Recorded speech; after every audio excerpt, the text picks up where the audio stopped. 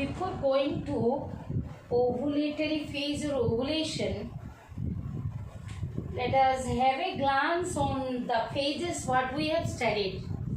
That is from the day 1 to day 5, the menstrual phase, when the menstruation or bleeding occurs due to the closed up endometrium. And why? That is due to the torn out of spiral blood vessels which are being supplied to the stratum functionalis. Okay. Then from the 6th day to 13th day, just that is pre-ovulatory, prior to ovulation. That is the proliferative phase. This is the proliferative phase. Showing you. This is proliferative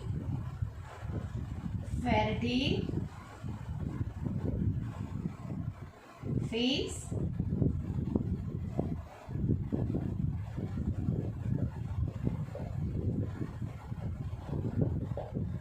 Then comes the ovulation. So you see this phase, proliferative phase, as it comes before the ovulation, it is also known as pre-ovulatory phase. As this proliferative phase comes after the menstrual phase, this is known as post-menstrual phase, and this is ovulation or ovulatory phase. Now we will go with ovulatory phase or ovulation.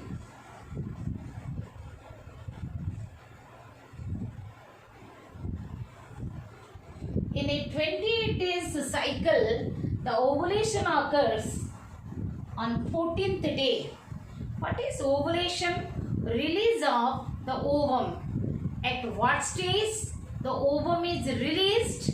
The ovum is released from the Graafian follicle or matured ovarian follicle at the secondary oocyte stage. I explained the follicular development from primordial to Graafian follicle. I told you that the primary oocyte was present within the primordial follicle. Even in the primary follicle, the primary oocyte was there. Even in secondary follicle, the primary oocyte was there. In Graafian follicle, when it gets that the tertiary follicle, when it becomes matured and known as Graafian follicle, we can say in the Graafian follicle, in tertiary follicle, when matured, known as Graafian follicle, the primary oocyte, I am telling primary oocyte,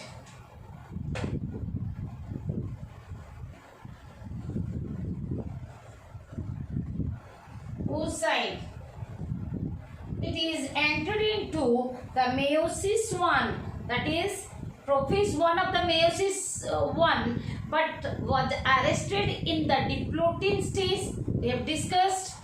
Then it completes the first maturation division within the tertiary follicle or Graafian follicle.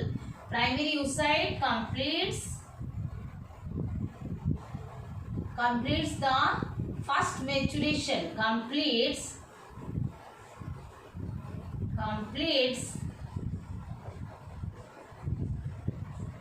the first maturation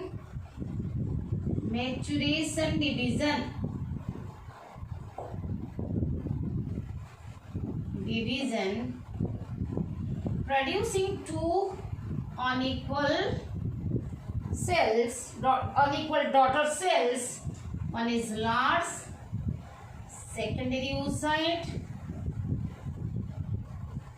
and a small first polar body.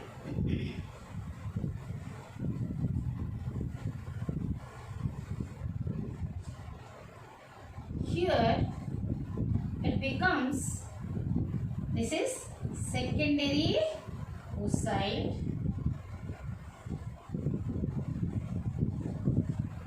the chromosome number is reduced to half, whereas the primary oocyte is a diploid cell, but the secondary, okay, you can like this 2n, but here after completing the first maturation division, which is a reductional division, it produces the secondary oocyte, that is haploid one, and a small cell, small daughter cell called first polar body, that is also haploid one. Okay, I told at what stage the oocyte is released, but how it is released and when it is released, let us discuss. The tertiary follicle attains the maturity or becomes completely matured. The follicle gets matured at LH sorts. The tertiary follicle becomes matured, known as Graafian follicle at LH surge. What is LH surge? When maximum amount of LH is secreted from the anterior pituitary, then it is called LH surge. But what causes LH surge? As we have discussed in the proliferative phase, when the follicles start developing, their follicular cells secrete estrogen under the influence of FSH. One fact is that FSH influence, okay, GnRH, gonadotropin releasing hormone, they stimulate the anterior pituitary for the secretion of FSH and LH. FSH stimulate. Okay, these lines are for stimulation. Stimulate or induce. FSH stimulate the follicular or granulosa cells.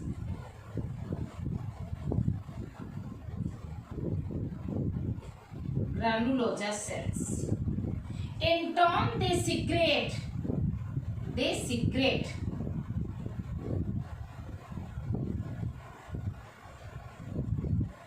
In turn, they secrete estrogen, the ovarian hormone, estrogen. In the proliferative phase, but the low concentration of estrogen, they inhibit the LH secretion but stimulate the FSH secretion. I will completely explain in the hormone regulation video, in the part where I will explain the hormone regulation.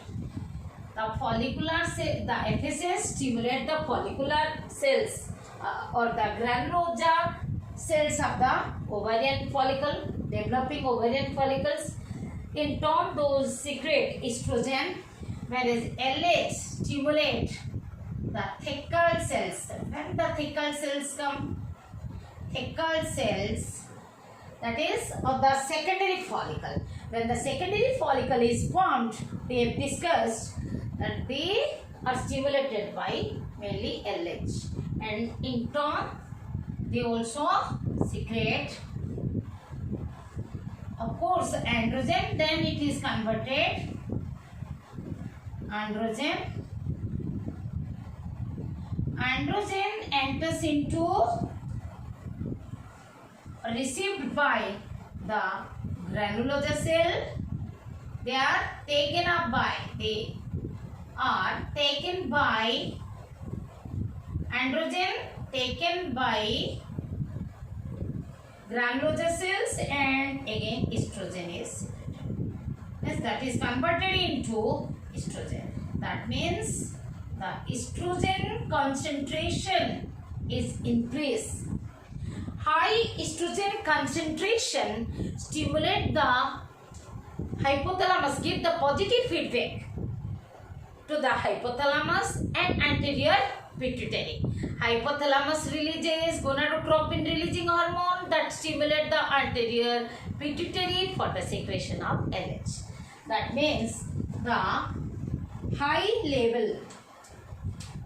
blood estrogen level, high blood estrogen level gives positive feedback,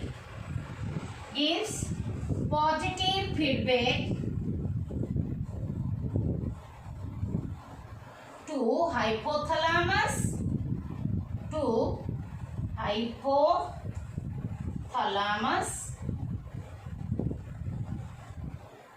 even anterior pituitary gland. That hypothalamus secrete GnR is gonadotropin releasing hormone that stimulate anterior pituitary, that secretes more and more LH, because high concentration of estrogen that gives positive feedback again and again to the hypothalamus, which repeatedly release gonadotropin releasing hormone. Hypothalamus secrete gonadotropin releasing hormone that stimulate the cells of the anterior pituitary gland for the secretion of LH. The maximum LH is secreted into the blood. So thus blood LH level reaches the peak, and at the peak it is called, when the maximum amount of LH is found in the blood, that time is called LH salts. That condition is called LH salts, maximum LH in blood. This LH induces the ovarian follicle to be mature, and still the mature follicle, Graafian follicle, goes on increasing and bulges at a point and ruptures. That means the ovarian follicle is mature and followed by the rupture of the follicle at LH source. When the Graafian follicle is ruptured,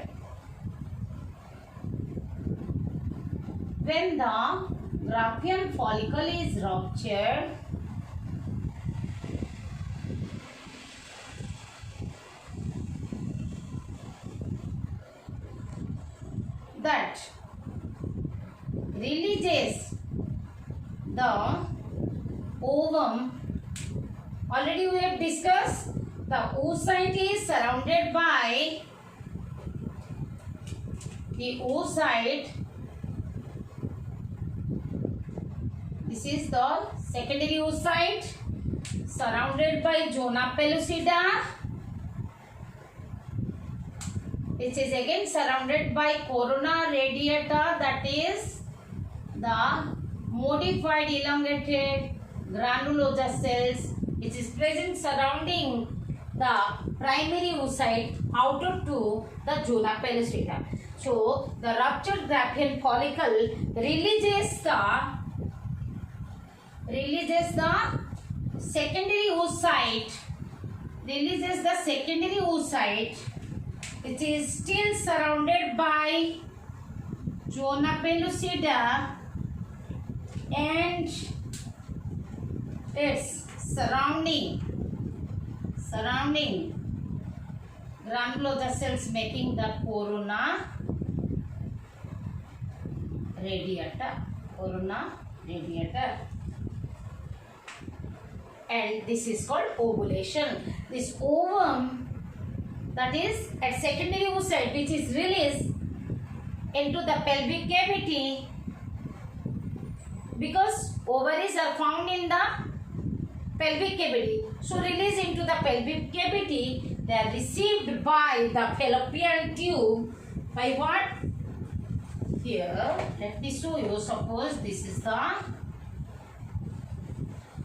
ovary.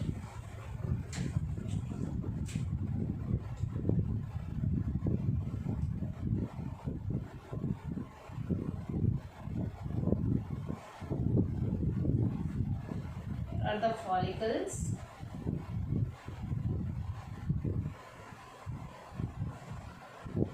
Okay, when it is released, the secondary oocyte along with its surrounding two layers, zona pellucida and corona radiata, is received by the fallopian tube, that is by the help of fimbriae.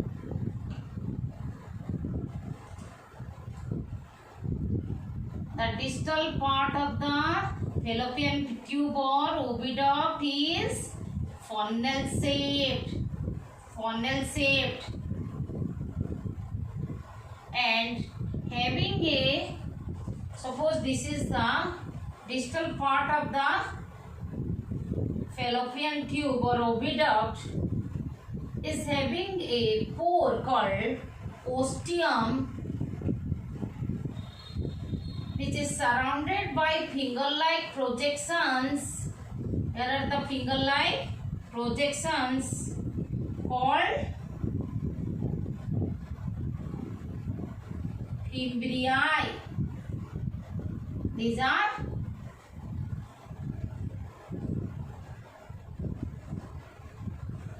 fimbriae. And this is the funnel-shaped structure is infundibulum. The distal part of the oviduct is infundibulum, and which is having a pore and surrounded by finger-like projection fimbriae. It is received into the secondary oocyte, released at the 14th day, middle of the ovarian, the menstrual cycle, received by the fallopian tube by the part of the infundibulum, and with the help of the fimbriae, they pushes into the fimbriae pushes this secondary oocyte into the ostium, so that it enters into the oviduct and reaches to the ampulla portion. This is the ampulla. The ovum, when it is received by the oviduct, it comes over here, which is still surrounded by the zona pellucida and the corona radiata. This corona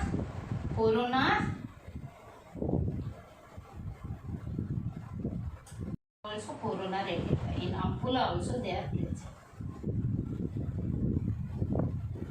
And there, what I told, the secondary oocyte, when it is ovulated or released into the pelvic cavity, is received by the oviduct with the help of fimbriae, and enters into the fallopian tube and moves to, transported to, it is sessile, not motile. The ovum oocyte is not motile. It is not capable to move itself. It is just pushed into the infundibulum by the help of fimbriae. Then as the oviduct is ciliated and having the smooth muscles in its wall, by contraction of the fallopian tube and by the help of the cilia, it is moved into the ampulla region and waits there to be fertilized by a sperm. If fertilization does not occur, then as we have studied that menstruation occurs. But whether the fertilization occurs or not, what happens to the next phase, that we will study in the luteal or secretory phase. So moreover to say, the ovulatory phase or the ovulation, that is the period or the time of 1 day or 36 hours, 24 hours to 36 hours, that is occurring, or the event that happens at LH salts, because LH salts occurs for only 24 hours or 36 hours, and during that period maturation of the follicle occurs, rupture of the follicle occurs, then it is released, and the ruptured follicle filled with the blood due to the constriction of the blood vessel, the filled with blood, and this stage only, the ruptured follicle only, known as the corpus hemorrhagicum. The ruptured brachal follicle only known as corpus hemorrhagicum. That converts into the ruptured follicle is filled with the blood, becomes the corpus hemorrhagicum, that is converted into the corpus luteum, and that is called luteinization. So next phase is luteal phase.